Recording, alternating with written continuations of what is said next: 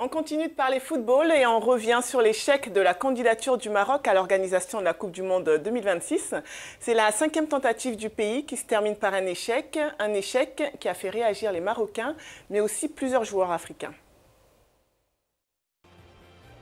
Le rêve tant attendu d'accueillir le Mondial 2026 n'aura pas lieu pour le Maroc. Après 4 tentatives infructueuses en 94, 98, 2006 et 2010, l'espoir a encore une fois été déçu cette année face au puissant trio des États-Unis, du Canada et du Mexique qui remportent l'appel d'offres. Certains anciens joueurs africains ont réagi après l'annonce.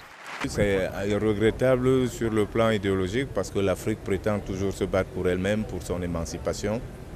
Et donc, de ne pas faire le plein de voix africaines alors qu'on a un dossier qui tient la route, qui tient tête, c'est évidemment immensément regrettable. Mais bon, on va devoir passer dessus en se disant qu'un combat n'est jamais un combat d'un jour. Évidemment, on est choqué. Mais bon, vous savez, chacun a ses intérêts. Ils ont choisi leur candidat. Voilà, nous qui étions pour le Maroc, nous sommes déçus.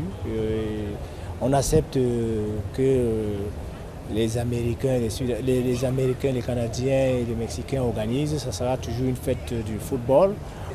On n'a pas à rougir un petit peu franchement du continent africain parce que bon, 45 sur 54, je trouve quand même que c'est vraiment très très bien. On retrouve une unité africaine qui n'y avait pas lors des votes précédents.